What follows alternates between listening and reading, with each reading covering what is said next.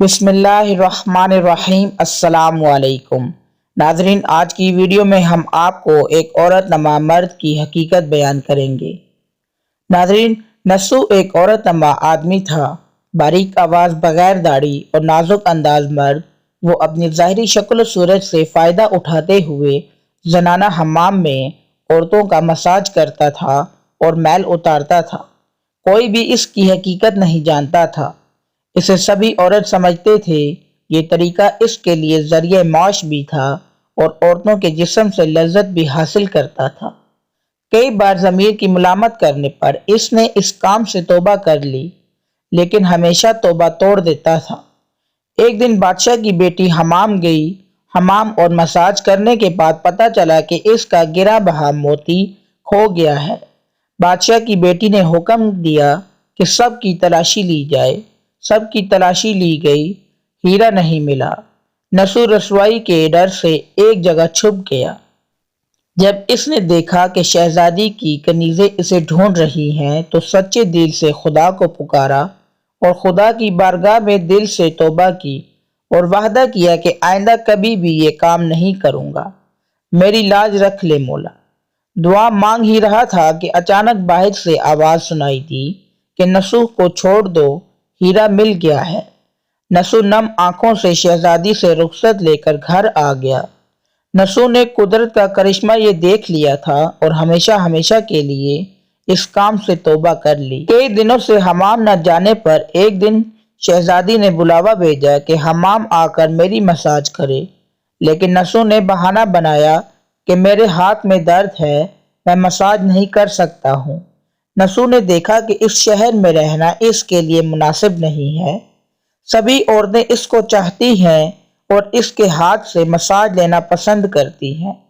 جتنا بھی غلط طریقے سے مال کمایا ہوا تھا سب غریبوں میں بانٹ دیا اور شہر سے نکل کر کئی میل دور ایک پہاڑی پر ڈیرا ڈال کر اللہ کی عبادت میں مشغول ہو گیا۔ ایک دن اس کی نظر ایک بھینس پر پڑی جو اس کے قریب گھاس چر رہی تھی۔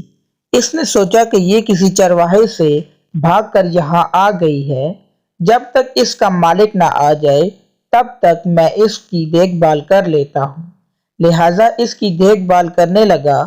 کچھ دن بعد ایک تجارتی قافلہ راستہ بھول کر ادھر آ گیا جو سارے پیاس کی شدت سے نڈھال تھے۔ انہوں نے نسو سے پانی مانگا۔ نسو نے سب کو بھینس کا دودھ پلایا اور سب کو سیراب کر دیا۔ قافلے والوں نے نسو سے شہر جانے کا راستہ پوچھا۔ نسو نے ان کو آسان اور نزدیکی راستہ دکھایا۔ نسو کے اخلاق سے متاثر ہو کر تاجروں نے جاتے ہوئے بہت سارا مال بطور تحفہ دیا۔ نسو نے ان پیسوں سے وہاں کنواں کھدوایا۔ آہستہ آہستہ وہاں لوگ بسنے لگے اور عمارتیں بننے لگیں۔ وہاں کے لوگ نسو کو بڑی عزت اور احترام کی نگاہ سے دیکھتے تھے۔ رفتہ رفتہ نسو کی نیکی کے چرچے بادشاہ تک جا پہنچے۔ بادشاہ کی دل میں نسو سے ملنے کا اشتیاق پیدا ہوا۔ اس نے نسو کو پیغام دیا کہ بادشاہ آپ سے ملنا چاہتے ہیں، برائے مہربانی دربار میں تشریف لے آئیں۔